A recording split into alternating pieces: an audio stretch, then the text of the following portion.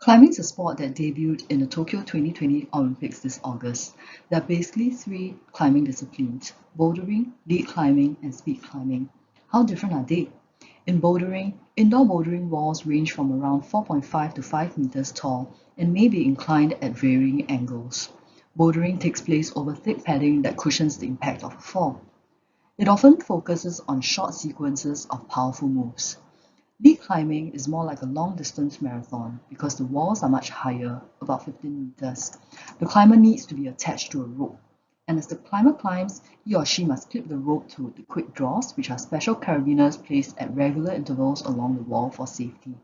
A partner or belayer is attached to the other end of the rope and uses a belay device for safety measure in the event the climber takes a fall. Speed climbing is less commonly seen and is essentially a sprint on a vertical 10 to 15 meter wall, and climbers are attached to auto belays for safety.